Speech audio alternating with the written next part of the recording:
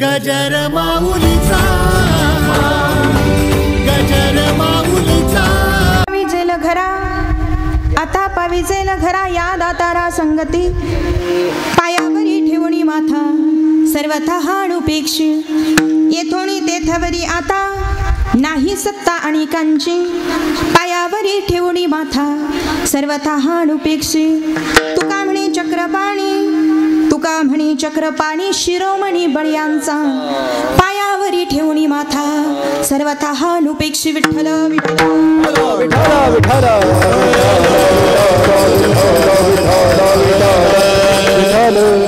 आता पाविजेल घरा या दातारा संगती, पायावरी ठेवणी माथा सर्वथा अनुपेक्षी. प्रस्तुत कीर्तनरूपी सेवेकरता निवडलेला अभंग महान भगवत भक्त संत श्रेष्ठ संत भूषण देवमान्य जगद्मान्य श्रीमंत वैराग्याचे महामेरू जिजाई रमण पाषांड दूषण हिंदू हृदय सम्राट छत्रपती शिवाजी महाराजांचं धर्मगुरु पंचमवेद निर्माते श्रीमंत श्री जगद्गुरु तुकोबाराय यांचा चार चरणाचा आणि मूळ घरापर्यंत जाण्यासाठी कुणाच्या संगतीनं मी पोहोचणार आहे, त्या मूळ घरापर्यंत कुणाच्या संगतीनं मी जाणार आहे, त्याचं चिंतन सांगणारा अभंग सेवेकरता निवडला. विठ्ठल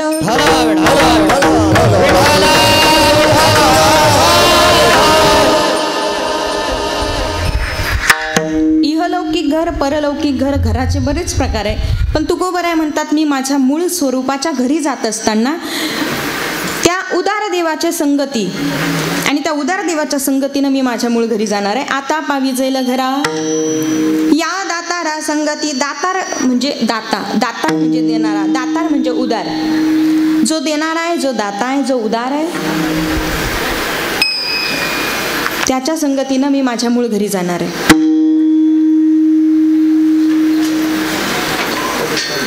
आणि ज्याच्या संगतीनं जाणार आहे त्या देवाचा एक स्वभाव आहे, पायावरी ठेवणी माथा, त्याच्या पायावर माथा टेकवला की त्याची विशेषता आहे. सर्वथा अनुपेक्षी, अनुपेक्षी कुणाची उपेक्षा करत नाही तो, कुणाची जो जो त्याच्या चरणावरती माथा टेकवेल त्याची तो उपेक्षा करत नाही.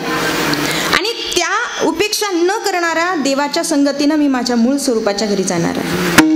त्याचा स्वभाव कसा आहे महाराज, त्याची सत्ता काय आहे महाराज, तुकोबाराय सांगतात त्याची सत्ता अशी आहे, त्याचा स्वभाव दातार आहे, देणार आहे, उदार आहे, आणि त्याची सत्ता इथून तर तिथपर्यंत, येथोनी तेथवरी आता, या इहलोकापासून परलोकापर्यंत नाही सत्ता अनेकांची, दुसऱ्या कुणाचीही सत्ता नाही, सगळी सत्ता त्या देवाची आहे.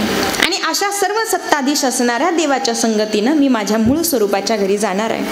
आणि असा जो देव आहे तो देव कोण आहे, जगात जेवढे बळीवंत झाले विश्वामध्ये त्या सगळ्या बळीवंतांचा तो शिरोमणी आहे. आणि असा जो देव आहे, जो भगवान परमात्मा आहे, तुका म्हणे चक्रपाणी शिरोमणी बळीयांचा, बळीयांचा तो शिरोमणी आहे, तो चक्रवर्ती सम्राट आहे. आणि अशा चक्रवर्ती सम्राटाच्या बळीवंतांचा जो शिरोमणी आहे त्या भगवान परमात्म्याच्या संगतीनं मी माझ्या मूळ स्वरूपाच्या घरी जाणार आहे. विठ्ठल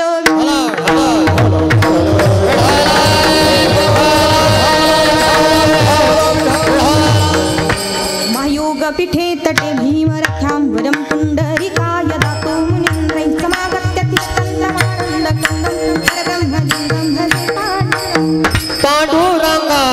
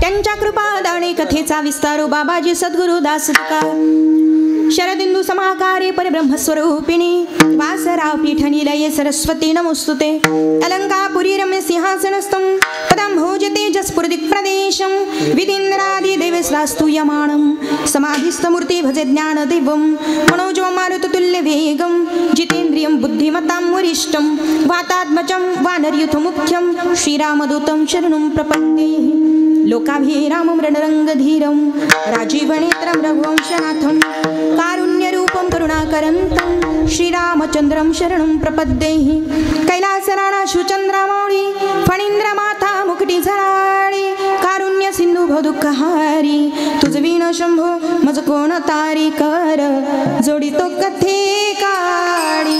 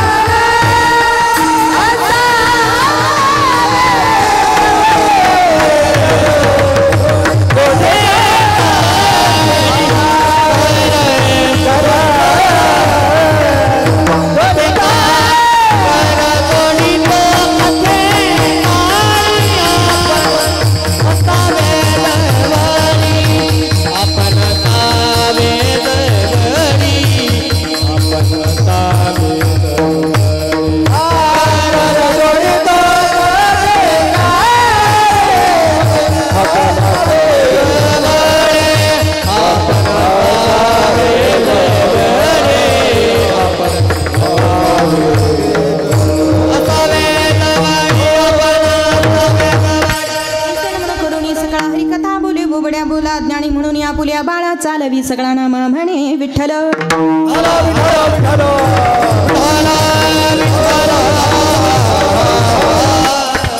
आता पावी जेल घरा या दातारा संगती पायावरी ठेवणी माथा सर्वतः अनुपेक्षी प्रस्तुत आपण सर्वजण या ठिकाणी उपस्थित आहोत.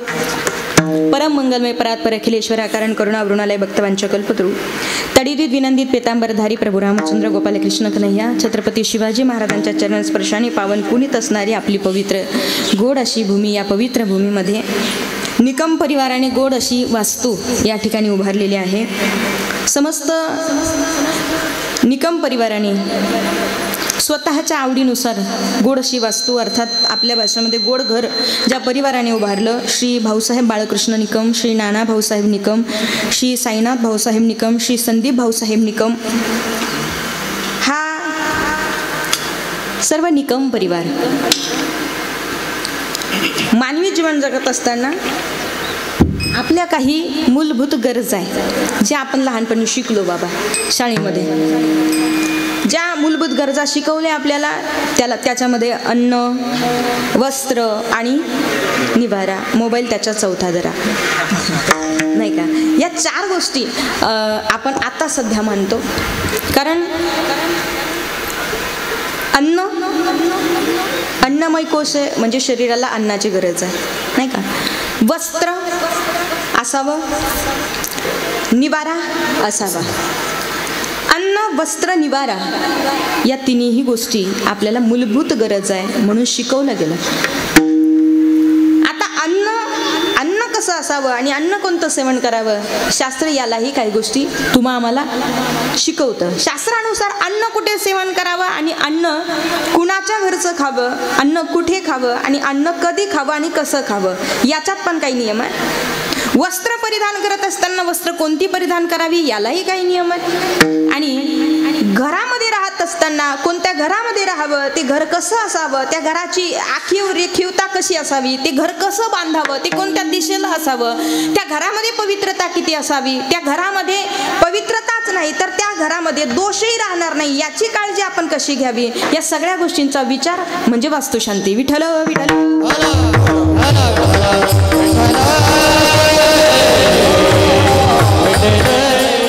निकम परिवाराने त्या अगदी गोड वास्तू उभारली, गोड घर उभारलं. आणि आपल्याकडे 2-3 शब्द आहेत त्याला, वास्तुशांती, गृहप्रवेश आणि तिसरा आपला एकदम साधा बोळा शब्द आहे घरभरणी. म्हणजे ज्या घरात जे घर रिकामं असतं त्याच्यामध्ये काहीतरी पाहुण्यांनी येऊन काहीतरी दिलं पाहिजे, त्याला काय म्हणतात, घरभरणी. म्हणजे त्याच्या व्याख्या ना ती घरभरणी. तुम्ही काहीतरी आणून दिलं पाहिजे, पण देताना अशा वस्तू द्या की त्या त्यांच्या उपयोगात आल्या पाहिजे. बऱ्याच वास्तुशांतीला महाराज इतके फोटो येतात का ते घरातही लावता येत नाही, कोणाला देता येत नाही. बरं आणताना नाव टाकून आणतात, ते पुसतही नाही आणि दुसऱ्याला देता येत नाही.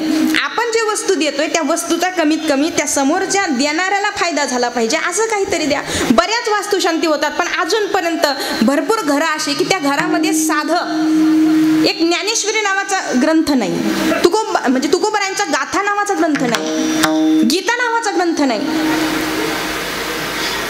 घर भरणी म्हणजे कधी कधी कुणीतरी गाथा आणा, कुणीतरी गीता आणा, कुणीतरी ज्ञानेश्वरी आणा.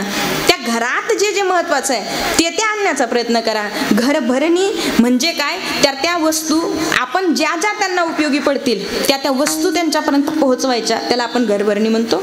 वास्तुशांतीची व्याख्या आता आपण समजून घेणार आहोत. आणि गृहप्रवेश या वास्तूची उभारणी पाहिली तर अगदी गोड आणि इतकी मंगलता, इतकी प्रसन्नता या घरामध्ये जाणवते, एवढी जाणवते की इतकं सुंदर नियोजन, एवढं सुंदर डेकोरेशन, घरात एंट्री करण्यापासून तर घर कसं असावं, तिथे प्रसन्नता, छोट्या छोट्या गोष्टींचा विचार कसा असावा, तिथे प्रसन्नता कशी निर्माण करता येईल याचाही विचार कसा असावा, हा सगळा विचार ह्या निकम परिवाराने केला. साक्षात विठ्ठलासहित रुक्मिणी मातेनं सुद्धा आपल्या घरामध्ये प्रवेश करावा एवढं गोड नियोजन या निकम परिवाराने केलं. एकदा जोरदार टाळ्या उद्या या सगळ्या परिवारासाठी. वा विठ्ठल विठ्ठल.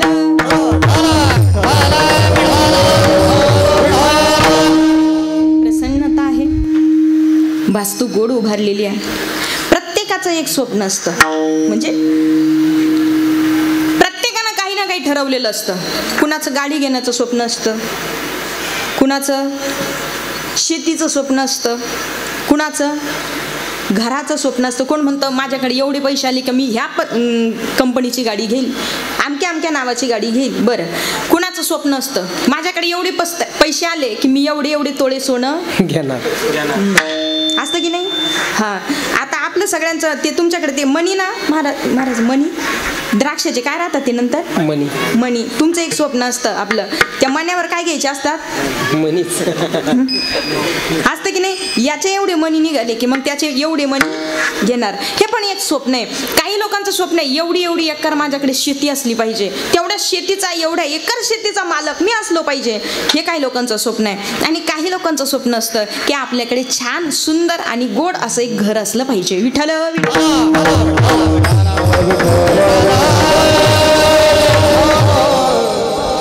घर. पण त्या घराची व्याख्या करत असताना घर फक्त घरासारखं नसावं, त्या घराची एक विशेषता आहे. घर कसं असावं, घर असावे घरासारखे,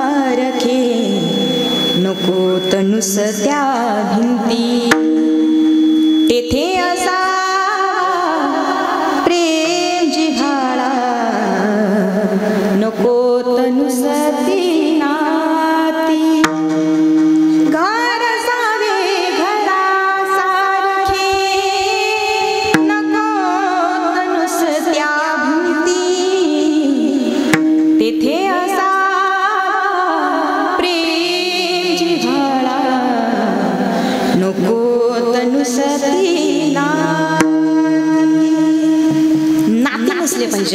घर बांधताय, भिंतीचं घर जेवढं तोलामोलाचं पाहिजे ना तेवढंच नात्यामध्ये सुद्धा भक्कमपणा तेवढा तोलामोलाचा असावा.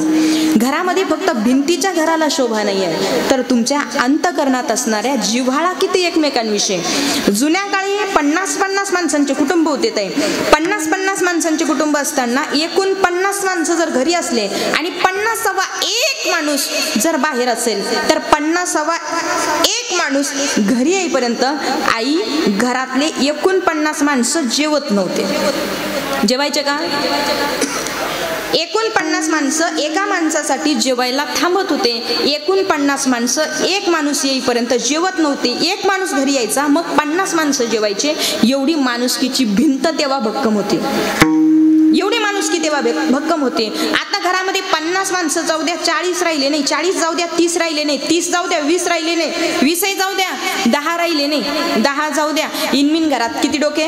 4च डोके. आता 4 डोक्यांपैकी गंमत पा, एक जण 7:30ला जेवतं, एक जण 8ला मालिका संपल्यावर जेवते, एक जिम मारून येतं 9:30ला जेवतं, आणि एक रात्री 12ला येतं, त्याच्या हातानंच जेवणाचं भांडं घेतं, त्याच्या हातानंच वाढून घेतं आणि त्याच्या हातानेच खातं. घरात इनमिन 4 माणसं आहे तरी सुद्धा कुणीही कुणामध्ये नाही. एक गोष्टीचा विचार करा, भिंतींचे घर खूप मोठे झाले, इमारती वाढल्या, पण माणसाच्या आतली माणुसकी संपली.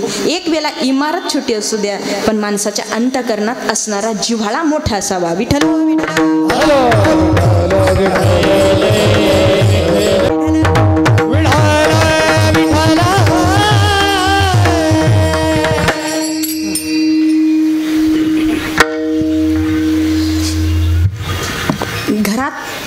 फक्त भिंतीचं घर नसावं, फक्त भिंतीच्या घराचं स्वप्न नसावं, तर घरात एकमेकांविषयी असणारा जिव्हाळा, निष्ठा, आपुलकी, प्रेम आणि प्रेमाची भावना ही कुटुंबात शाबूत असावी.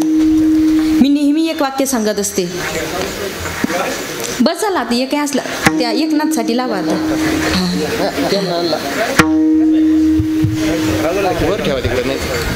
विठ्ठल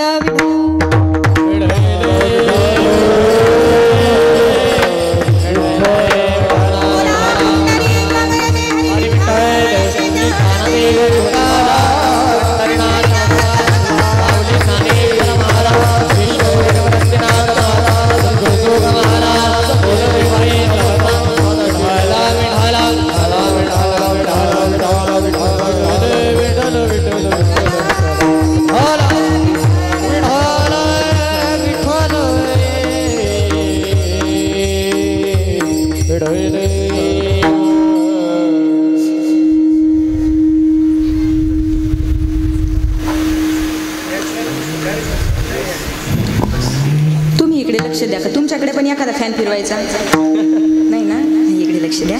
घर फक्त भिंतींचं नसावं काका, घरामध्ये आपुलकी असावी, जिव्हाळा असावा, एकमेकांविषयी प्रेम असावं, निष्ठा असावी, ते घर.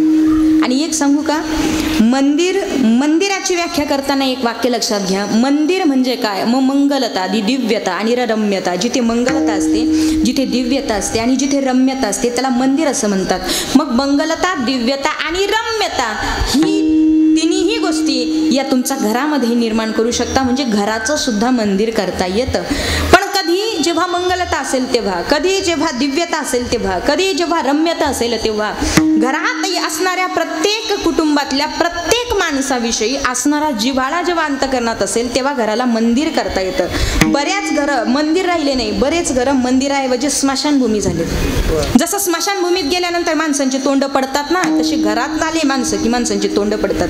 का पडतात? कारण घरामध्ये कोणी कुणाशी बोलत नाही. सासू सुनेशी बोलत नाही, सून सासूशी बोलत नाही, जाव जावेशी बोलत नाही, भाऊ भावाशी बोलत नाही, पोरगा बापाशी बोलत नाही, बाप पोराशी बोलत नाही. बरेच घरं राहिले नाही बाबा, बरेच घरं स्मशानभूमी झाले. आणि स्मशानभूमीमध्ये आल्यानंतर जसं तोंड पडतं ना, जसं नैराश्य येतं ना, तशी माणसं घरामध्ये आली की निराश होतात. त्याचं कारण आहे घरात मंगलता, दिव्यता आणि रम्यता राहिली नाही. अर्थात या तिन्ही गोष्टी आपल्या घरात राहिल्या नाही आणि म्हणून घर राहिले नाही, घर ओसाड झाले. मग घराचा विचार करत असताना, वास्तुशांतीचा विचार करत असताना सगळ्यात अगोदर आम्ही जे घर उभारतोय, जी वास्तू उभारतोय, ही वास्तू उभारत असताना तिच्यामध्ये मंगलता कशी टिकून ठेवता येईल, तिच्यामध्ये दिव्यता कशी टिकून ठेवता येईल आणि तिच्यामध्ये रम्यता कशी टिकून ठेवता येईल, आलेल्या व्यक्तीला प्रसन्न कसं वाटेल आणि घरात राहणारी माणसं सुखाने कशी राहतील, याचा जेव्हा विचार होतो तेव्हा घर परिपूर्ण होतं. विठ्ठल.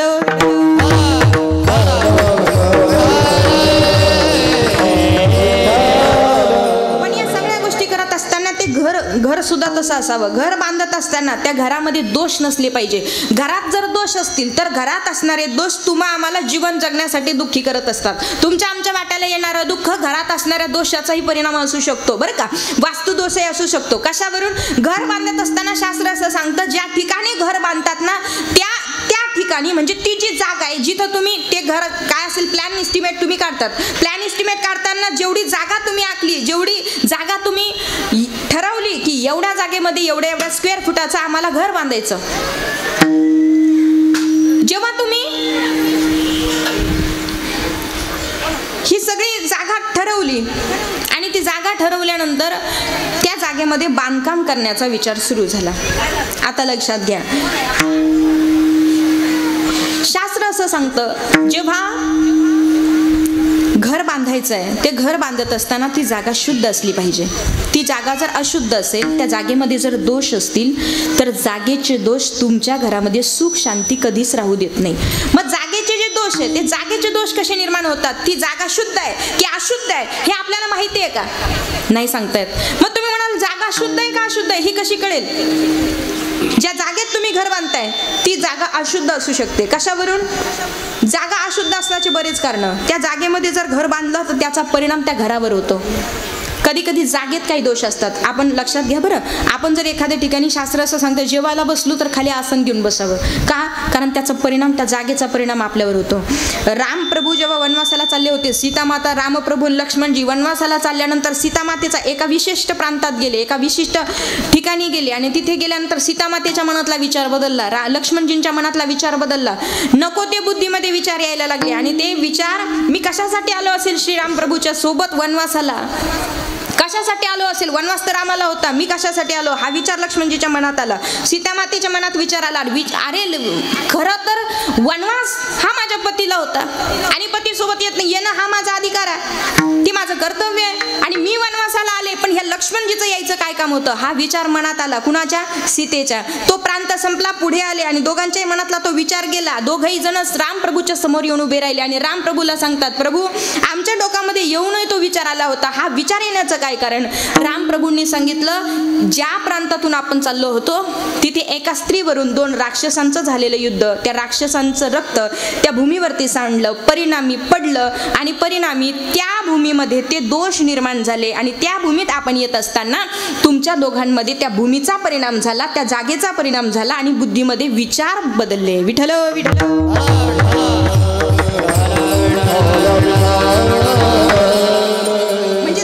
परिणाम होतो. मग जागा दूषित कशी होते? ऐका, त्या जागेमध्ये जर आपल्या हाडं पडली, अस्थी पडली, तर अस्थी जर जमिनीवरती पडली, शास्त्र असं सांगतं अस्थी जमिनीवरती पडल्यानंतर त्या अस्थीमुळे जागा अशुद्ध होते. म्हणून बघा, आपल्या घरामध्ये जर एखादी व्यक्ती मृत पावली तर त्या व्यक्तीच्या अस्थी आपण कुठे ठेवतो? बाहेर ठेवतो. बरोबर, बाहेर म्हणजे ते पण खाली ठेवत नाही. कुठे ठेवतो? झाडाला ठेवतो. का ठेवतो? कारण अस्थी ही शास्त्राने दोषकारक सांगितलेली. ती अस्थी माणसाची असो प्राण्याची असो तिच्यात दोष असतात, ती जी म्हणजे अशुद्ध आहे आणि ती अस्थी जर जमिनीवरती पडली तर ती जागा अशुद्ध होते. बरं, एवढंच नाही, रक्त आहे ना, रक्त जरी जमिनीवरती पडलं असेल तर ज्या ठिकाणी रक्त पडतं त्या ठिकाणी ती जमीन, ती जागा अशुद्ध होते. कारण रक्तालाच ज्ञानोबरायांनी अशुद्ध शब्द वापरलेला आहे. रक्ताला ज्ञानोबराय ज्ञानेश्वरीमध्ये काय शब्द वापरताय? अशुद्ध. पाहे पा दूध पवित्र आणि गोड, पासी त्वचेची पदरा आड, ते अवेरुनी गोचुड. अशुद्ध काय? हा, अशुद्ध म्हणजे काय? रक्त. मग रक्ताला जर अशुद्ध म्हटलेलं आहे तर ज्ञानोबराया सांगतात हे जे रक्ताचं म्हणजे रक्त अशुद्ध आहे, हे रक्त जरी जमिनीवरती पडलेलं असेल, त्या जमिनीमध्ये जर आपण घर बांधलं, कदाचित इतर प्राण्यांच्या अस्थी त्या जमिनीवरती पडलेल्या असतील, त्या ठिकाणी जर आपण घर बांधलं, रक्ताचा दोष, त्या अस्थीचा दोष त्या जागेवरती परिणाम करतो आणि त्या जागेमध्ये बांधलेलं घर हे सुद्धा अशुद्ध बनतं, म्हणून परिणामी आपल्याही जीवनामध्ये दुःख निर्माण होतं. विठ्ठल विठ्ठल.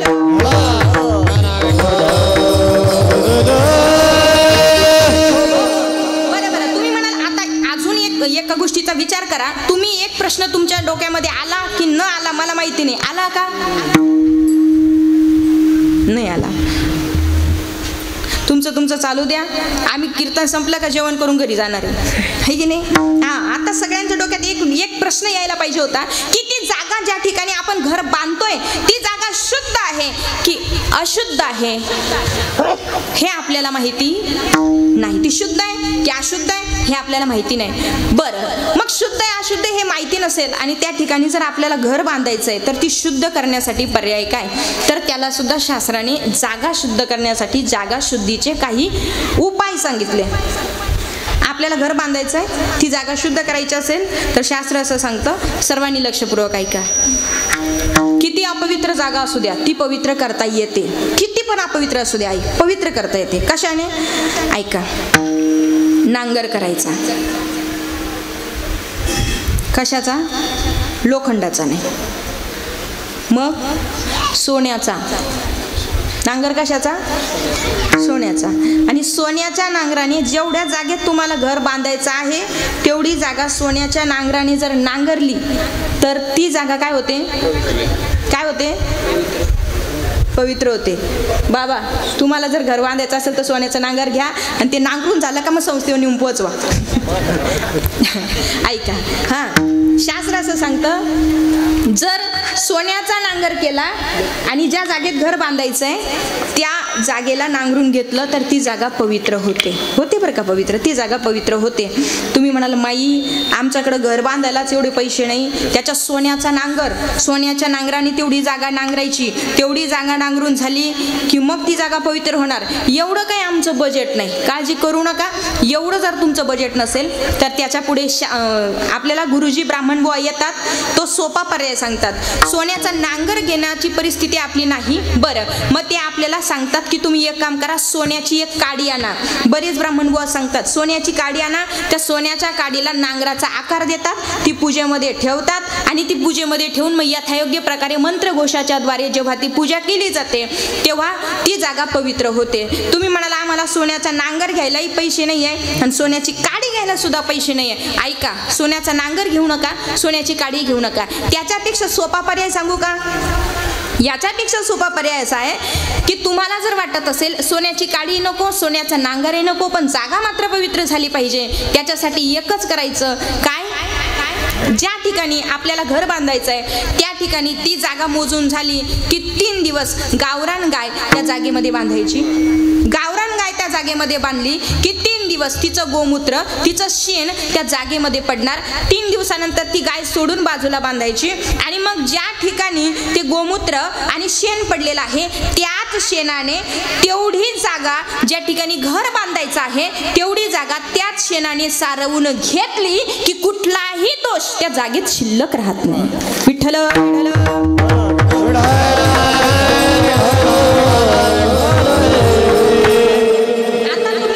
शुद्ध केली म्हणजे असं समजू नका आपले सगळे पर्याय म्हणजे बाकीचे संकट मिटले, दुःख मिटले असं होत नाही, दोष मिटले असं होत नाही. तुमची जागा पवित्र झाली. पण ऐका ना, आता त्या जागेमध्ये तुम्ही घर बांधायला सुरुवात केली. घर बांधायला सुरुवात केल्यानंतर आता तुम्ही वाळू आणली. जिथून वाळू आणली त्या नदीमध्ये कितीतरी जणांच्या आस्थी वाहत आलेल्या आहे. लक्षात घ्या, कितीतरी जणांची म्हणजे कितीतरी अशुद्धता त्या अस्थी वाहत आल्यानंतर आपला आधीच विषय झाला की त्या अस्थीचा स्पर्श झाला की जागा अपवित्र होते. ती वाळू तुम्ही आणली, ती वाळू आणत असताना त्या वाळूमध्ये काही दोष आहे. ज्या विटा आणल्या त्या विटांमध्ये काही दोष आहे. बरं, एवढंच नाही, जे कारागीर बांधायला आले ते सगळे माळकरीच होते का? असं पाहिलं का तुम्ही? गळ्यात माळ आहे तरच आमचं घर बांधा?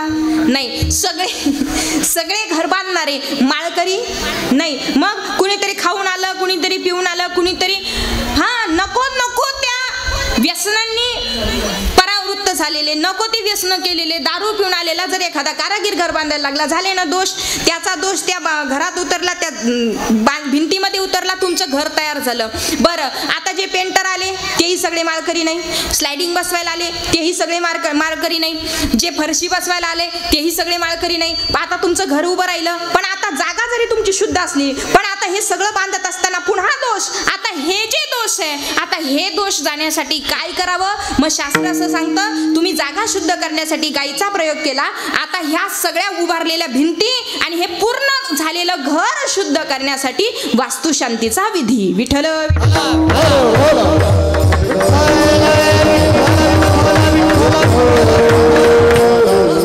वास्तुशांतीचा विधी सांगितला. वास्तुशांती हे नाव का पडलं? कारण बाबा पूर्वीच्या काळी वास्तू नावाचा एक राक्षस होता. तो वास्तू नावाचा राक्षस त्रास द्यायचा. ब्राह्मण गायी सर्वांना यज्ञ होऊ देत नव्हता, धार्मिक विधी सोहळे होऊ देत नव्हता. वास्तू नावाचा राक्षस त्रास देत असताना सगळे देवता भगवान परमात्म्याकडे गेली, विष्णूकडे, आणि देवाला सांगितलं, देवा हा वास्तू नावाचा राक्षस त्रास देतो, काहीतरी करा. देवाने त्याच्याशी युद्ध केलं. मरत असताना त्या राक्षसाने देवाला विचारलं, देवा आता मी मरतोय, तुम्ही स्वतः तुमच्या हाताने मला मारताय, असं ऐकलेलं आहे. मरताना तुमचं नाव जरी मुखात आलं तरी तो अंतकालेच्या मामेव स्मरण मुक्त, तरी तो तुमच्या स्वरूपाला प्राप्त होतो म्हणे. मग तुम्ही तुमच्या स्वतःच्या हाताने मला मारताय, मी मेल्यानंतर कुठे राहायचं?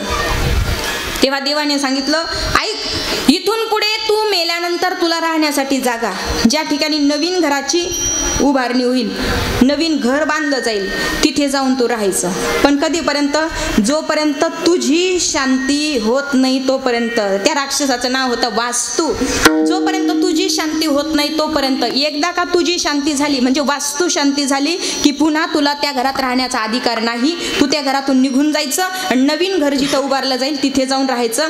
त्या देवाच्या वरदानानुसार तो वास्तू नावाचा राक्षस नवीन घरामध्ये येऊन राहतो. पण कधीपर्यंत राहतो? ऐका, जोपर्यंत आपण वास्तुशांती करत नाही तोपर्यंत. मग एकदा वास्तुशांती झाली की तो राक्षस निघून जातो. मग वास्तुशांती न करता जर आपण त्या घरामध्ये राहायला गेलो तर त्या राक्षसाच्या स्वभावानुसार तो आपल्याला त्रास द्यायला सुरुवात करतो. घरात भांडणं होणं, सुख शांती लाभत नाही, लक्ष्मी आली तर टिकत नाही, समाधान कधी त्या घरामध्ये प्राप्त होत नाही. या सगळ्या गोष्टी कधी जर वास्तू नावाचा राक्षस त्याची शांती केली नसेल तर त्या वास्तू नावाच्या राक्षसाने आपल्याला त्रास देऊ नये म्हणून वास्तू पुरुष सुद्धा त्या घरभरणी वास्तुशांती करत असताना उभारला जातो. त्या राक्षसाची सुद्धा शांती केली जाते की जेणेकरून घरामध्ये कुठल्याही अडचणी येऊ नये. विठ्ठल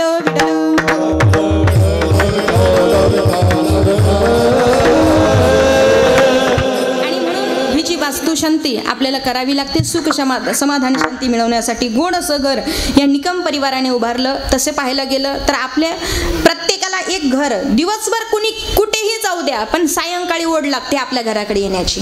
असू द्या, कुणाची झोपडी असू द्या तरी ओढ लागते त्या झोपडीकडे येण्याची. कुणाचा बंगला असू द्या तरी ओढ लागते त्या बंगल्याकडे येण्याची, नाही का? सायंकाळच्या वेळेला माणसं घराकडे येतील नवल नाही, पशु पक्षी सुद्धा सायंकाळच्या वेळेला आपल्या घरट्याच्या दिशेनं निघतात, नाही का?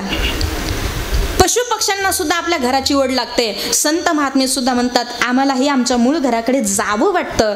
प्रत्येक संतांची इच्छा आहे की आमच्या मूळ घरी जावं.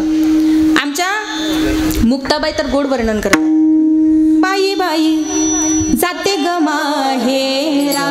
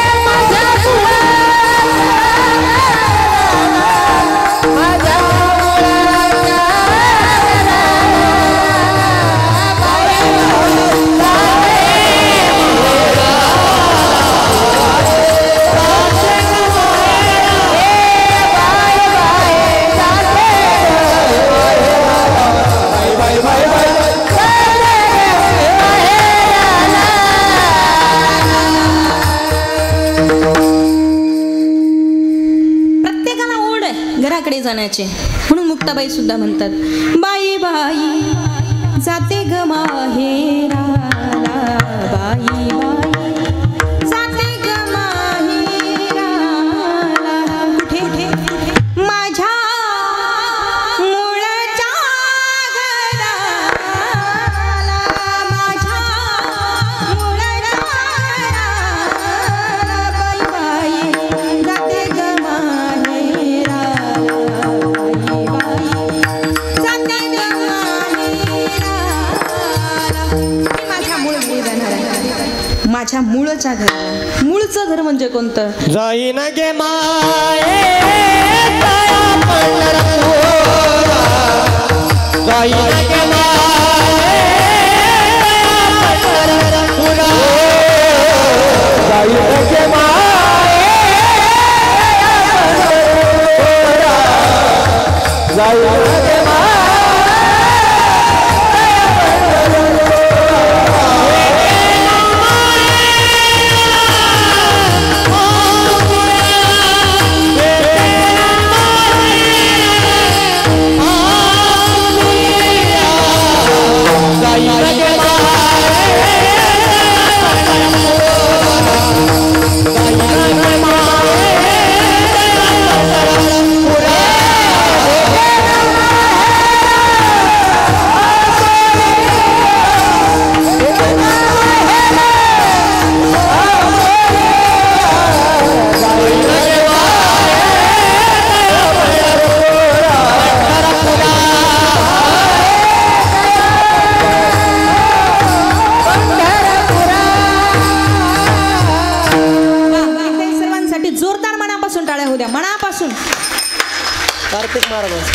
कालचा पाऊस जोरात झाला याच्यापेक्षा. जाईन गे माई तया पंढरपुरा, मी माझ्या घरी जाणार आहे, पण कोणतं घर? की ज्या घरी गेल्यानंतर ज्ञानोबाराय म्हणतात परत माघारी येत नाही. कशा पद्धतीने लक्षात घ्या, ज्ञानोबारायांनी ज्ञानेश्वरीमध्ये केलेलं वर्णन आहे. ज्या घरी जाण्याची इच्छा संतांना आहे ते घर कोणतं? त्या घरी एकदा पोहोचलं की पुन्हा परत माघारी येत नाही. कसं? ज्ञानोबारायांनी ज्ञानेश्वरीमध्ये केलेलं. लवणाची कुंजरी सुदली या लवण सागरी, होय चिना माघारी परती जाई. ज्ञानोबारायांनी केलेलं वर्णन. ज्या घरी जावं वाटतं त्या घरावर पुन्हा माघारी यावं वाटत नाही. असे काही जरी असतात की तिथे गेलं की परत माघारी यावं वाटत नाही. ते घर भगवान परमात्माचं. कसं ज्ञानोबारायांनी केलेलं वर्णन आणि दिलेलं उदाहरण फार गोड आहे. ज्ञानोबाराय म्हणतात का लवणाची कुंजरी सुदली या लवण सागरी, होयची ना माघारी परती जैशी. म्हणजे लवण म्हणजे मीठ, मीठ म्हणजे मीठ, लवण म्हणजे मीठ, मीठ म्हणजे मीठ, नमक मीठ, मीठ म्हणजे मीठच नाही का. ऐका मग ते जे आहे ना मीठ, लवण, त्या मिठाला लवण असं म्हणतात. बरं, एकाने काय केलं का लवणाची कुंजरी, कुंजरी म्हणजे हत्तीण, कुंजरी म्हणजे हत्तीण. ज्ञानोबाराय म्हणतात ते आपल्याकडे रुखवताला साखरीच्या वस्तू देतात ना, भांड, दिवा, नंतर तो तांब्या देतात ना साखरीच्या वस्तू बनवून. हो म्हणा ना. हां देतात ना. हो म्हणा. हो देतात ना. हां मग त्या वस्तू बनवून साखरीच्या देतात. तसं एकानं ती हत्तीण तयार केली. कशाची? मिठाची. ऐका बरं, कशाची हत्तीण? मिठाची. ती मिठाची हत्तीण तयार केली, एवढी सुंदर बनवली आई. आणि ती हत्तीण बनवलेली त्यानं शोकेशमध्ये ठेवली. कुठे? शोकेशमध्ये. सुंदर होती. 1 महिना झाला ती शोभा देत होती, सुंदर दिसत होती, मनमोहक होती. 2 महिने झाले, 3 महिने झाले, 1 वर्ष, 1.5 वर्ष, 2 वर्ष झाले. ती काचेमध्ये ठेवलेली ती हत्तीण फार सुंदर होती. 2 वर्षानंतर एक दिवस ज्याने ती हत्तीण बनवली त्यानं त्या काचेमध्ये पाहिलं तर ती हत्तीण होती ना, जेव्हा बनवली तेव्हा सुंदर दिसत होती. पण 2 वर्षानंतर ती हत्तीण आता काळी झाली होती. तिच्यावर धूळ साचली होती. कुणावर? तुम्हाला कॅसेट वरलोड होती का बदलू? नाही ना. त्या हत्तीणीवर काय साचली होती? धूळ. आता धूळ साचली. मग त्यानं विचार केला ही हातात धुळीची हत्तीण वर ठेवणं योग्य नाही. त्यानं ती काच उघडली, ती हत्तीण बाहेर काढली. त्यानं विचार केला ही स्वच्छ केली पाहिजे. त्यानं मग काय केलं बाबा, एक निरमाचा पुडा घेतला, एक मोठा ब्रश घेतला ती मिठाची हत्तीन घेऊन तो ज्ञानोबाराय म्हणतात समुद्रावर गेला. कुठे गेला? समुद्रावर गेला. समुद्रावर जाऊन समुद्राच्या पाण्यामध्ये ती मिठाची हत्तीन नेली. ती निरमा टाकून ब्रशने चोळून चोळून अर्धा तास धुतले आणि मग स्वच्छ केली. ती शोकेश मध्ये आणून ठेवली. मग तिचा फोटो काढला. मी घरी जाऊ का? तुम्हाला कळत आहे ना? हत्तीन कशाची होती? मिठाची.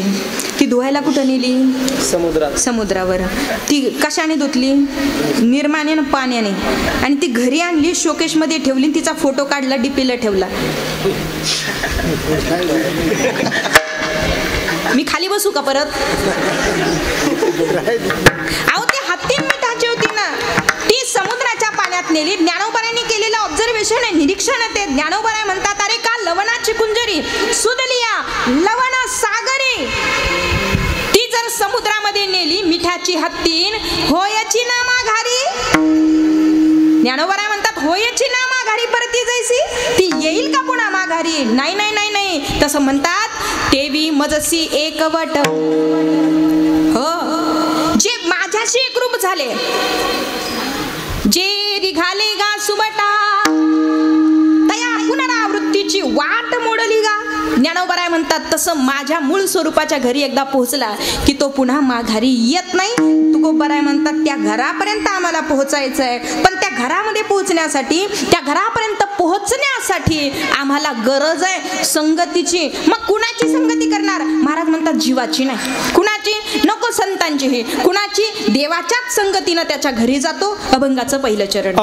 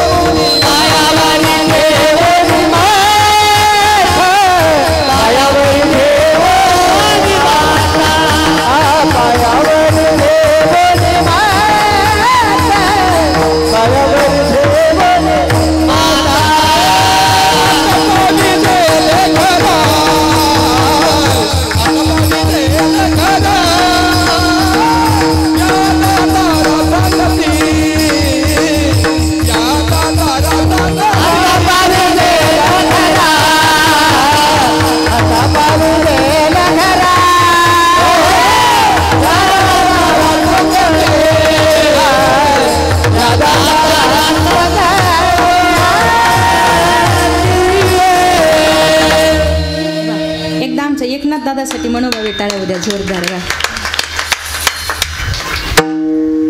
आता पावी जाईल घरा या दातारा संग. मी माझ्या मूळ स्वरूपाच्या घरी जाईल, पण संगती मात्र माझ्या देवाची असेल. दातार, दातार कुणालाही म्हणत नाही. दाताराकडे 3 गोष्टी असाव्या लागतात. कोणत्या कोणत्या? पहिली गोष्ट सत्ता, स्वातंत्र्य आणि संपत्ती. 3 गोष्टी असाव्या लागतात. काय काय? संपत्ती पण, सत्ता पण आणि उदारता पण. ऐका, उदारताही असावी लागते, धनही असावं लागतं आणि स्वातंत्र्य असावं लागतं. कधी कधी आपल्याकडे धन आहे,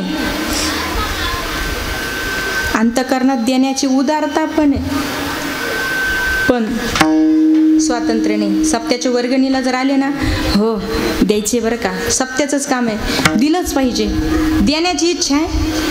बरं एवढी आमाप संपत्ती आहे, मोजता येणार नाही एवढी आहे, मग करा नाव पावती, थांबा तिला येऊ द्या. ती आले की मग लिहितो किती आकडा टाकायचा. सगळं आहे, उदारता आहे, धन पण आहे, पण स्वातंत्र्य नाही. कधी कधी स्वातंत्र्य आहे, उदारता आहे, दिलं असतं, स्वातंत्र्य पण आहे, पण परिस्थिती नाही आहे. म्हणून 3 गोष्टी एकत्रित याव्या लागतात. उदार तेवढं सगळं ऐश्वर्य पाहिजे जेवढं द्यायचं. मग देवाकडे काय आहे? देवाकडे ऐश्वर्य पण आहे, ऐका, यशस्वी औदार्य, नाही का, ह्या सगळ्या गोष्टी. आणि उदार म्हणाल तर इतका उदार आहे तो, उदार तो हरी. तू आसनकादिकाचे निमाने, सायुज्य सौरसुदी धला पुतने, जी विषाचे निस्तन पाने, मारू आले विठ्ठल.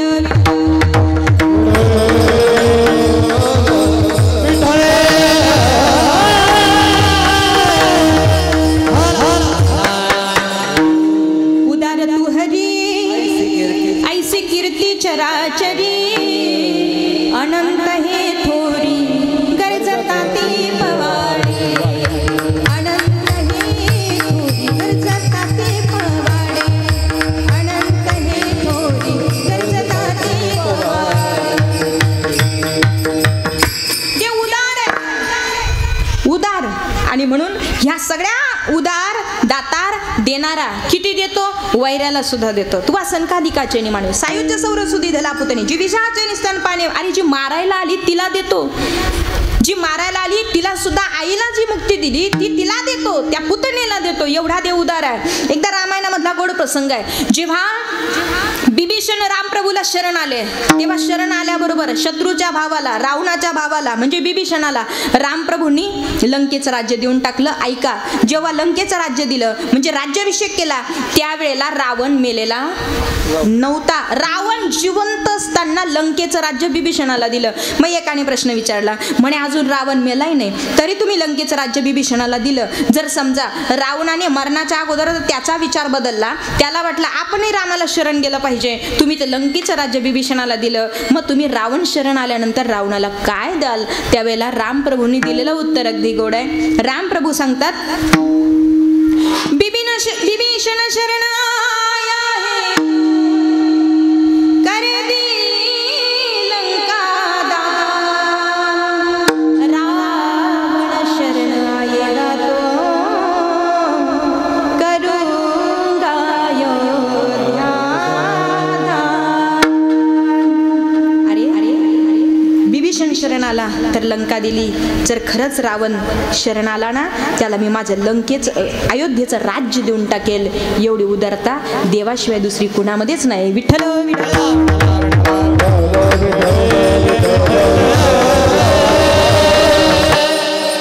म्हणून कधी कधी त्या उदार देवावरती विश्वास ठेवा. तुकोबाराय म्हणतात, आमचा विश्वास असेल तर त्या भगवंतावरती, वाहू हा संसार देवापायी. सगळं सर्वस्वी असेल तर त्या देवावरती, सगळा भार आम्ही देवावरती घातला. का? कारण आमचा विश्वास आहे. आणि मी नेहमी एक वाक्य सांगते, सर्वांनी लक्षपूर्वक ऐका. आपल्या सर्वांचा विश्वास कुणावर असावा? तर विश्वास देवावरती असावा. आणि किती असावा तो लक्षपूर्वक ऐका. आपण सगळेजण घरून इथपर्यंत आलो, कुणाच्या विश्वासावर आलो काका? बोला नक्की ना, कुणाच्या? देवाच्या. बरोबर, सगळेजण विश्वासावर आलो इथे, देवाच्या. बरोबर, 100%. एकदम खरं खरं बोला. कीर्तनात खोटं बोलायचं नसतं, कीर्तनकार सोडून. हा पटकन एकदम खरं खरं सांगा की आपण सगळेजण नक्की देवाच्या विश्वासावर आलो? 100% आजी, एकदम खरं.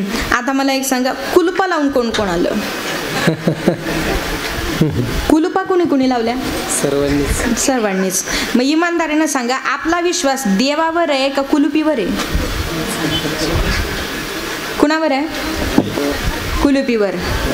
खरंच जर आजी विश्वास देवावर असता तर कुलूप लावली नसती. मग विश्वास कोणावर आहे? कुलुपीवर. बरोबर आहे ना? हा म्हणा. कोणावर आहे? कुलुपीवर. आता एवढं वाक्य माझं कीर्तनातलं सोबत घेऊन जा. जेवढा विश्वास आपण ते एका लोखंडाच्या तुकड्यावर ठेवतोय ना, तेवढा विश्वास जर जगाच्या जगदीश्वरावर ठेवला तर नक्कीच तरुण गेल्याशिवाय राहणार नाही. नक्कीच तो आम्हाला सहकार्य केल्याशिवाय राहणार नाही, तो भेटल्याशिवाय राहणार नाही. पण ऐका ना, जेवढा विश्वास त्या लोखंडावर ठेवतोय ना एका तुकड्यावर, तेवढा विश्वास आम्ही कधी देवावर ठेवला नाही. काय वाचा मने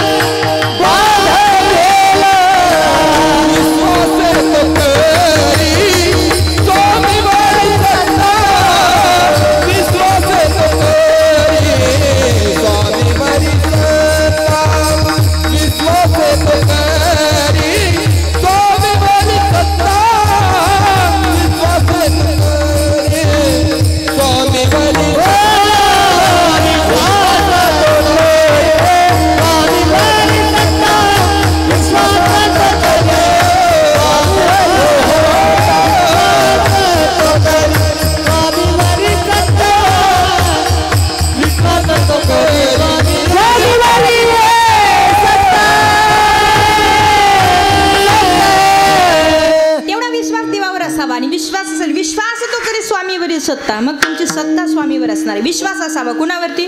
देवावरती. निष्ठा असावी कुणावरती? देवावरती. श्रद्धा असावी कुणावरती? देवावरती.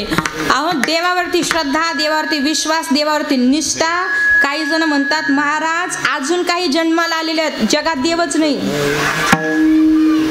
जगात देवच नाही हे म्हणणारे महाशय जन्माला आले, जगात देव नाही. आता एक वाक्य लक्षात घ्या, जगात देव नाही म्हणणाऱ्याला सुद्धा जन्माला घालणारा कोण आहे? देव. अगर तुम भगवान को मानो न मानो, लेकिन दुनिया का मालिक तुम्हें मानता है, क्योंकि वो जानता है ये बिलिंदर मैंने ही बनाई दुनिया में रहता है.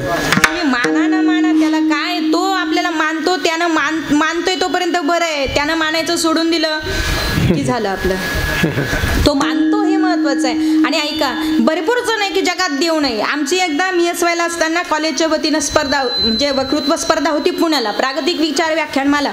आणि त्या स्पर्धेमध्ये नामांकित वक्ते आलेले होते. प्रत्येकाला विषय वेगळा होता, विषय कुणाला सांगितलेला नव्हता. वेळ होता काका 10 मिनिटाचा.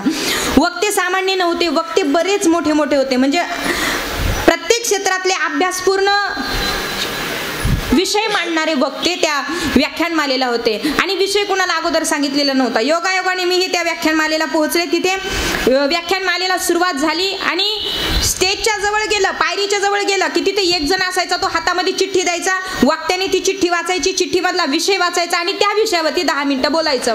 मग विषय कोणता येईल सांगता येणार नाही, त्याच्या नशिबाने जो विषय येईल तो विषय येईल. वक्ता त्या गेटवर पर्यंत जायचा, पायरीपर्यंत जायचा, त्याच्या हातामध्ये चिठ्ठी यायची आणि चिठ्ठी आली की तो विषय. मग कुणाला आजचे तरुण, कुणाला आजची संस्कृती, कुणाला धर्म, कुणाला आजचे संस्कार, तरुण पिढी, या सगळ्या गोष्टींचे विषय प्रत्येकाला. योगायोगाने माझी वेळ आली, मी त्या स्टेजपर्यंत गेले, पायरीपर्यंत गेले आणि माझ्या हातात चिठ्ठी पडली. काका, योगायोगाने मला विषय होता संत ज्ञानेश्वरांचा विश्वात्मक विचार. मला आनंद आनंद झाला. ज्ञानोबरायांचा विश्वात्मक विचार सांगितला. 10 मिनिटात माझंही बोलणं झालं. मी खाली बसले. विषय बहुतेक सर्व वक्ते पूर्ण झाले होते बोलून आणि आता वेळही संपली होती. आता वेळ संपली आणि कार्यक्रम संपणार तेवढ्यात एक घाईघाईने एक वक्ता असा जोरात घाईघाईने येताना आम्ही सगळ्यांनी पाहिला. तो स्टेजच्या जवळ गेला आणि विनंती करायला लागला, अहो मला थोडं येताना उशीर झाला, पण माझं पण नाव या प्रागतिक विचार व्याख्यानमालेमध्ये आहे, मला पण घ्या. आणि तो वक्ता जेव्हा घाईघाईने चालत आला, त्याच्या चालण्यात रुबाब होता, त्याच्या बोलण्यात रुबाब होता. लक्षात येत होता हा वक्ता अभ्यासपूर्ण असावा. आणि त्याने जेव्हा तो गेटपर्यंत गेला, त्या पायरीपर्यंत गेला, त्याच्या हातात चिठ्ठी पडली. आणि ऐका ना, वेळ होता 10 मिनिटाचा आणि त्याला विषय होता जगात देव नाही हे सिद्ध करून दाखवा. शेवट त्याला विषय होता जगात देव नाही हे सिद्ध करून दाखवा. तो वक्ता स्टेजवरती गेला. त्याने बोलायला सुरुवात केली. 2 मिनिटात त्याने असं वातावरण केलं, इतकी शांतता.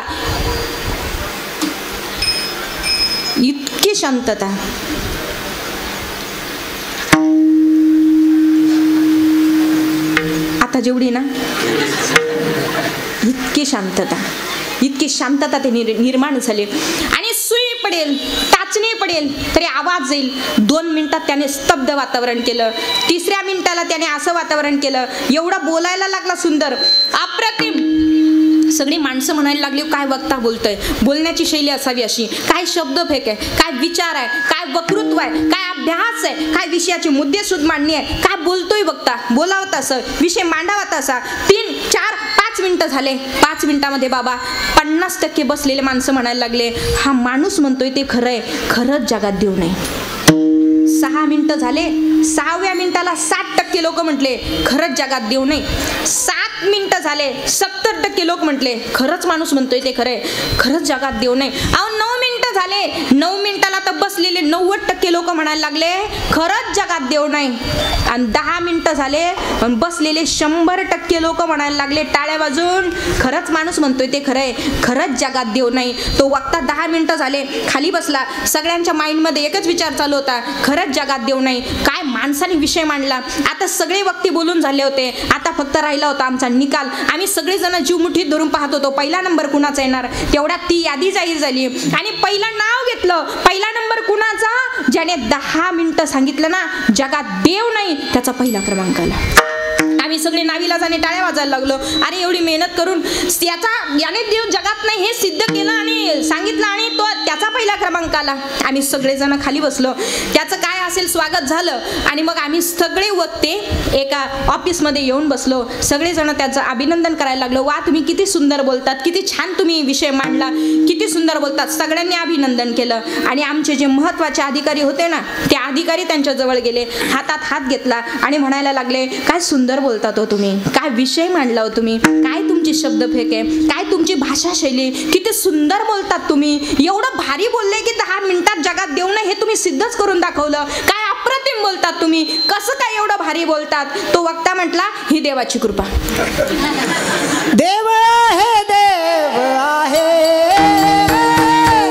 हृदय मंदिर शोधून पाहे, देव निघला नाना परी, बरो निवरला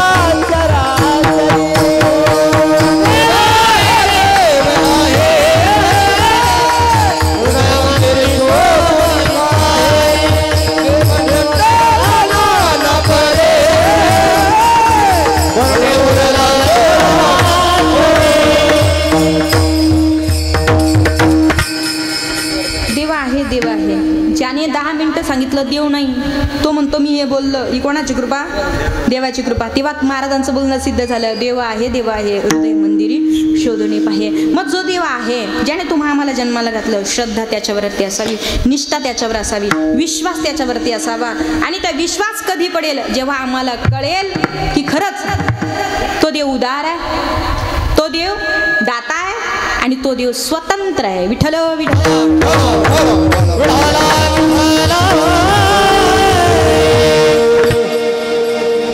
म्हणून त्याच्याविषयी श्रद्धा, त्याच्याविषयी प्रेम, त्याची भक्ती असावी. एकदा कीर्तनात मी सांगत होते,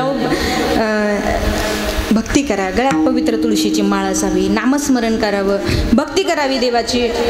तो उदार देव आहे, तो दातार आहे, हे मी सांगत होते. आणि एक काका ती मला म्हटली, माई तुम्ही सांगतात ना, मला असं वाटतं खरंच परमार्थ केला पाहिजे, खरंच भक्ती केली पाहिजे, खरंच नामस्मरण केलं पाहिजे. पण खरं सांगू का, इमानदारीनं सांगतो, वेळच नाही. अहो काही लोक तर एवढे बिझी आहे. परवा एक दादा मला म्हणे मरायला वेळ नाही. कशाला मरायला? एक जण तर म्हणे श्वास घ्यायला वेळ नाही. म्हटलं नको घेऊ. काय कशाला वेळ नाही. मग हा म्हणे खरंच म्हणे माई परमार्थ करावा वाटतो पण वेळच नाही. म्हटलं तुम्ही करतात काय. आणि दुकान आहे. म्हटलं कशाचं. किराण्याचं. बरं किराण्याचं. म्हटले हो. एक काम करा ना, तिथं किराणा दुकानात गेले की गिराईक नसलं की म्हणत जायचं आपलं रामकृष्ण हरी जय जय रामकृष्ण हरी म्हणत. ते म्हणे नाही ना, ते गिराईक एका मागे एक चालू असतं, वेळ भेटत नाही. म्हटलं मग एक काम करा, गिराईक नसलं, थोडा वेळ असला, तुम्ही गल्ल्यावर बसले की तिथं गल्ल्यावर बसल्या बसल्या भजन करत जा, म्हणत जा रामकृष्ण हरी रामकृष्ण हरी रामकृष्ण हरी. तो म्हणे गल्ल्यावर बसल्यावर आणि पैसे समोर पाहिल्यावर देव आठवेल. देव आठवत नाही. काल मी बसल्या बसल्या विचार केला, एक ऑब्झर्वेशन केलं. अहो 108 मण्यांची माळ मोजताना माणूस नक्की 10-12 वेळेला माणसाचं मन भरकटतं. पहा बरं का, 108 मण्यांची माळ मोजायला घ्या, जप करायला घ्या. 108 मणी मोजता मोजता जपता जपता सुनबाईच्या आठव जनावर सोडून तिकडे बांधा. ते शेड वल्ल झालं.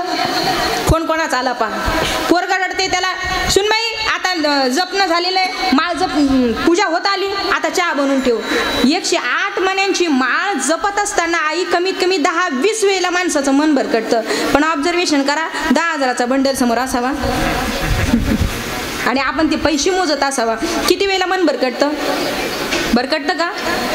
खरं सांगा, शेजारीची शपथ आहे, तुम्हाला खोटं बोलू नका उगाच. भरकटतं मन अजिबात नाही. मग लक्षात घ्या, कधी कधी परमार्थापेक्षा संसारात माणसाचं मन जास्त रमतं. विठ्ठल विठ्ठल.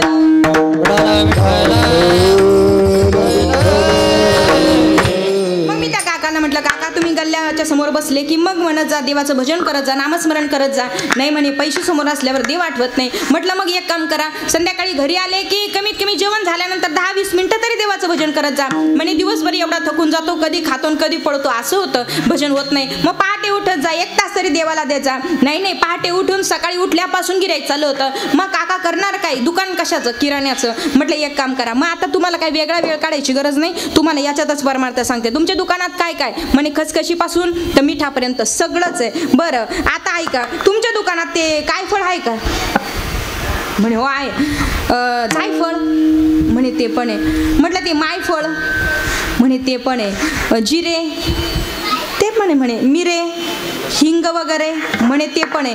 म्हटलं मग आता तुम्हाला काय बाहेर जायची गरज नाही, तुमचा सगळा परमार्थ याच्यातच आहे. म्हणे कसा. म्हटलं ऐका, तुमच्या दुकानात जे काय फळ आहे ना, ते काय फळ म्हणजे दुसरं काही नाही, तुमच्या दुकानात असणारं काय फळ म्हणजे ही काया, याला काय फळ समजा. ही काया म्हणजे काय फळ. आणि ऐका, ही काया माईक आहे, माई फळ आहे. म्हणून काय फळ कसं आहे, माईक असल्यामुळे ते माय फळ आहे. आणि हे माईक असल्यामुळे, माय फळ असल्यामुळे एक दिवस जायफळ. कळतंय. हे काय फळ, माय फळ आहे. माय फळ असल्यामुळे एक दिवस जायफळ. आणि हे जायफळ असल्यामुळे मिरे मिरे मिरे, हे ज्या दिवशी जिरे. कळालं ना. मिरे मिरे ज्या दिवशी जिरे, त्या दिवशी कळे की खरंच तो उदार देव आणि त्याच्या संगतीनं तुकोबराय म्हणतात तेच खरं आहे. तुकोबराय म्हणतात, ह्या यहलोकीमध्ये जर मूळ स्वरूपाच्या घरापर्यंत पोहोचवायचं असेल तर त्या भगवान परमात्म्याला आपलंसं करायचं, त्याची संगती करायची आणि त्याच्या संगतीनं आपल्या मूळ स्वरूपाच्या घरापर्यंत पोहोचायचं. म्हणून तुकोबराय इच्छा करतात, आता पाविजेल घरा या दातारा संगती. या दाताराच्या संगतीनं का, एकदा का त्याच्या चरणावरती माथा टेकवला की काळा गोरा, श्रीमंत गरीब, ज्ञानी अज्ञानी याचा भेदभाव तो करत नाही. तो सर्वांनाच जवळ घेतो. अभंगाचं दुसरं चरण.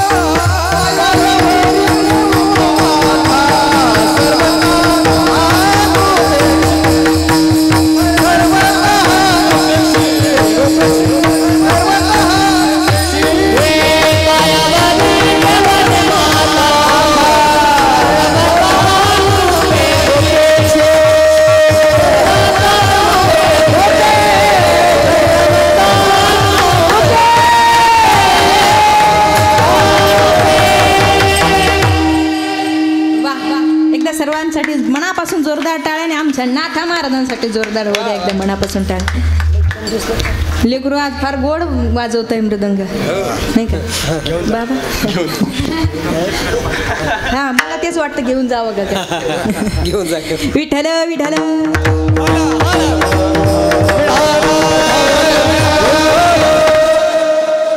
एकदा का त्या देवाच्या चरणावरती माथा टेकवला ना की तो कुणाला दूर लोटत नाही, त्याच्याकडे भेदभाव नाही.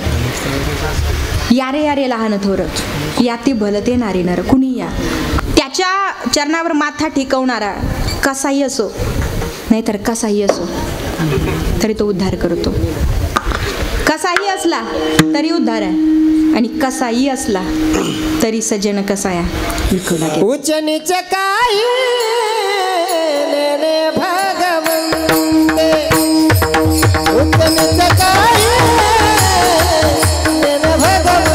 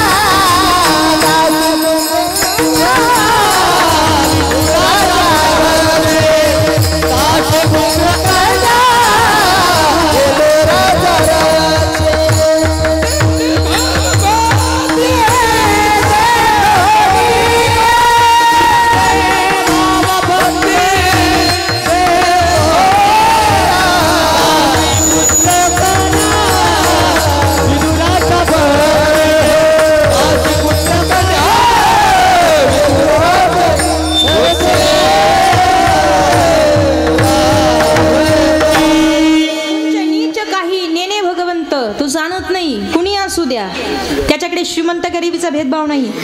पापी कितीतरी आले तरुण गेले त्याने विचार नाही केला. तो कोण आहे? विठू माऊली तू माऊली जगाची, माऊली मूर्ती विठ्ठलाची.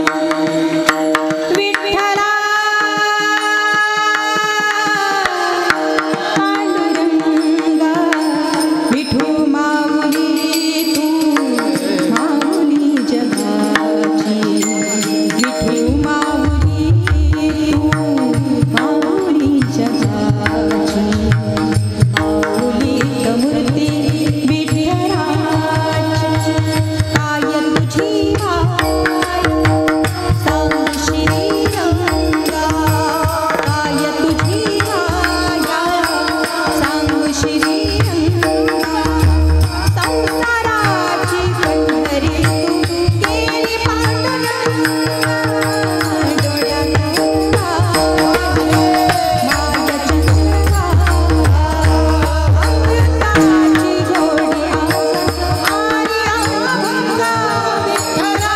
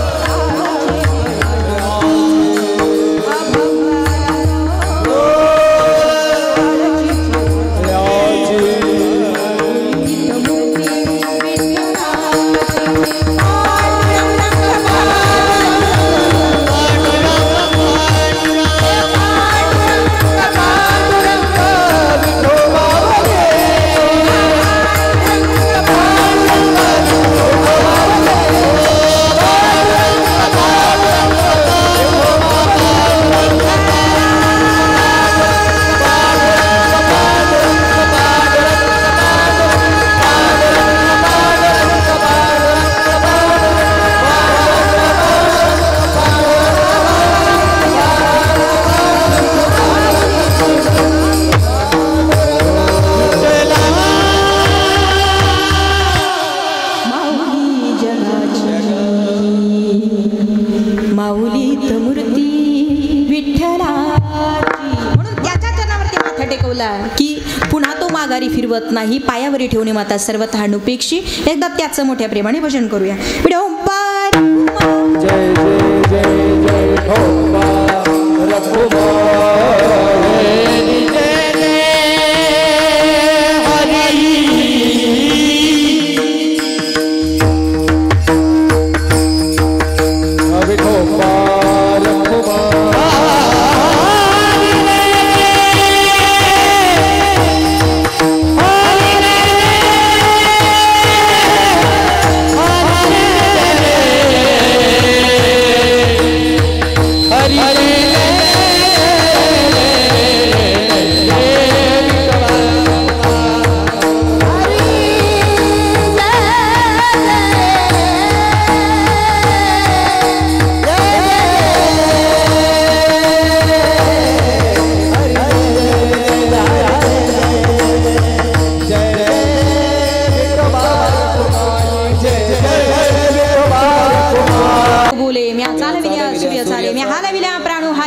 जगा ते चाळिता ही सगळी सत्ता त्याची पर्वती पैसकानं संडावी समुद्री रेषा न ओलांडावी पृथ्वी भूते वहावी हे आज्ञा माझी चाले हे शरीर कुणाची सत्य कोण बोलावी ते हरिविन सगळी सत्ता त्या देवाची म्हणून त्याच्या चरणावरती माथा ठेवाय सगळी सत्ता देवाची आणि असा जो देव आहे तो चक्रपाणी आहे बळीयांचा शिरोमणी आहे अभंगाचं शेवटचं चरण तुका माने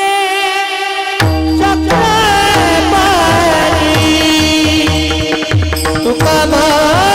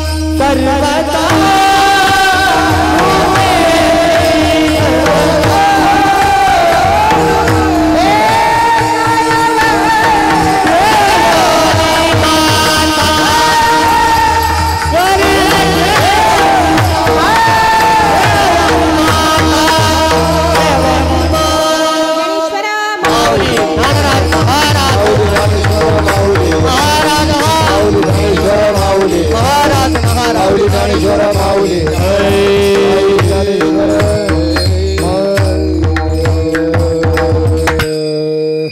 तुका म्हणे चक्रपाणी शिरोमणी बळी यांचा पायावरी ठेवणी माथा सर्वतः अनुपेक्षी.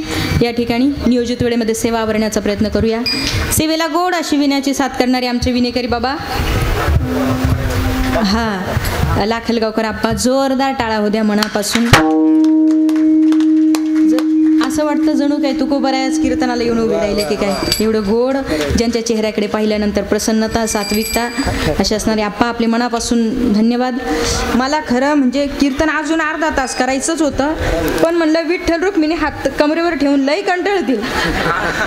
त्यांनी प्रसन्न होण्याऐवजी मला शाप नको द्यायला.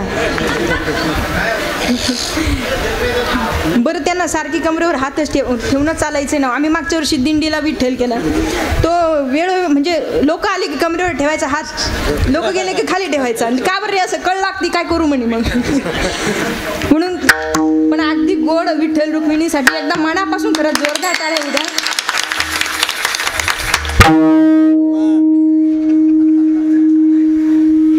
विठ्ठल रुक्मिणी कृपा करावी म्हणून येते.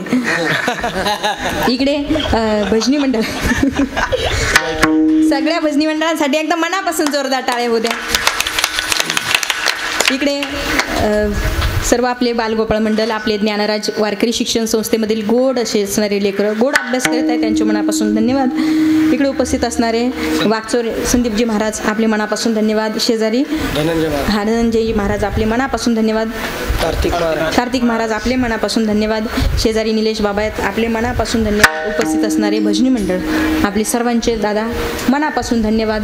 मागे गोड अशी आपण सर्वांनी साथ गेली, आपले सर्वांच्या मनापासून आभार. ज्यांनी सेवेकरता आग्रह केला या निकम परिवाराच्या वतीनं असे असणारे निलेश महाराजांची उपस्थिती आहे. खरं महाराजांनी टाळ घेऊन कीर्तनाला उभं राहणं हा महाराजांचा खरंच मनाचा मोठेपणा आहे. जोरदार टाळ्या होऊ द्या. महाराजांचंही नाव काही सामान्य नाही, अगदी हो सगळ्या महाराष्ट्रात परिचित, नुसतं परिचित नाही, चांगल्या विद्वानांच्या यादीमध्ये महाराजांचं नाव आहे. महाराज या ठिकाणी कीर्तनाला उभे, महाराजांचं मनापासून धन्यवाद. विशेष म्हणजे महाराजांचे चिरंजीव म्हणजे आमचे एकनाथ दादा, गोड अशी साथ केली मृदुंगाची. जोरदार टाळ्या होऊ द्या आमच्या एकनाथ दादासाठी. गोड तयारी आहे, छान साथ केली, त्यांच्या मनापासून आभार. अजूनही उत्तरोत्तर अशी छान प्रगती हो अशी श्री विठ्ठल रुक्मिणी मातेच्या चरणी प्रार्थना करूया. उपस्थित ज्यांनी गोड अशी साऊंड सिस्टीमची साथ केली, दादा आपले मनापासून धन्यवाद. जय तुळजाभवानी साऊंड सिस्टीम अगदी गोड ऑपरेटिंग केली, त्यांच्या मनापासून धन्यवाद. जोरदार टाळ्या होऊ द्या. उपस्थित पुरुष मंडळ, उपस्थित असणारे महिला मंडळ आणि गोड असणारा हा निकम परिवार, अगदी एकजुटीनं यांनी ही वास्तू उभारली. भगवंताकडे एक विनंती करूया की हे भगवंता, जशी वास्तू सुंदर उभारली तशी नात्यातली यांची सुंदरता टिकून ठेव. अखंड श्री विठ्ठल रुक्मिणी मातेची कृपा आपल्या परिवारावरती राहो. आणि विशेष म्हणजे एक सांगू का, जसं गोड घर आपण स्वप्न असतं गोड घर असावं, तसं मी मगाशी बोलले की नात्यामध्ये सुद्धा तो गोडवा टिकून ठेवा. एक वाक्य मी नेहमी सांगत असते, भावाने भावाची साथ द्या, गावाने गावाची साथ द्या, तालुक्याने तालुक्याची साथ द्या, जिल्ह्याने जिल्ह्याला साथ द्या, महाराष्ट्राने महाराष्ट्राला साथ द्या आणि भारताने भारताला, देशाने देशाला साथ द्या. एकमेकांची साथ असेल तर तुमची आमची प्रगती होते आणि साथ नसेल तर भाऊ भावाशिवाय काही करू शकत नाही. ज्यावेळेला रावण मरत होता ना, रावण अंत म्हणजे शेवटचे काही क्षण मोजत होता काका. शेवटचे काही क्षण मोजत असताना रामप्रभूंनी त्या लक्ष्मणाला सांगितलं जा आणि रावण काहीतरी सांगतोय ते ऐका. त्यावेळेला लक्ष्मणजी जवळ गेले आणि रावणाने सांगितलं लखन रामाला बोलवा. रामप्रभू जवळ येऊन उभे राहिले आणि मरत असणारा अंत शेवटच्या काही घटिका मोजत असणारा रावण रामप्रभूला म्हणतोय श्रीरामा आज मी मरतोय, आज तू विजयी झालाय. अरे इंद्रजितासारखा माझा पोरगा तरी मी आज मरतोय, तुझ्याकडे काहीच नव्हतं रे. अरे मंदोदरी सारखी महान पतिव्रता माझी पत्नी, 80,000 माझ्या बायका, तरी मी आज मरतोय रे. काहीच नाही तुझ्याकडे रामा, तुझी पत्नी तिलाही मी पळवून आणलं, वल्कल धारण करून आला तू. अरे नवग्रहाच्या पायऱ्या माझ्याकडे, तरी मी मरतोय. कोटी घरे सोन्या आणि तांब्याची, शुद्ध कंचनाची सप्तकोटी, एवढी ऐश्वर्य संपदा माझी, तरी मी आज मरतोय. एवढं सगळं असताना मी मरतोय. रामा तू विजयी झाला, याचं काय कारण माहितीये? याचं एकच कारण आहे, माझा भाऊ माझ्या विरोधात होता आणि तुझा भाऊ तुझ्यासोबत होता.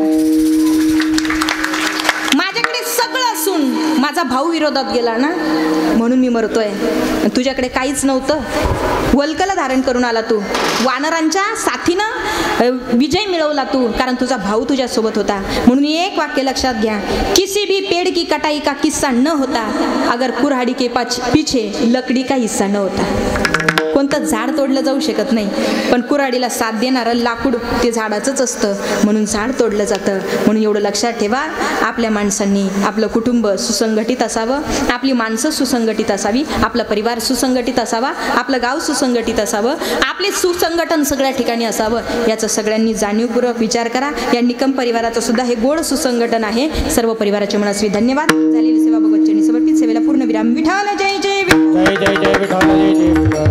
बोलिले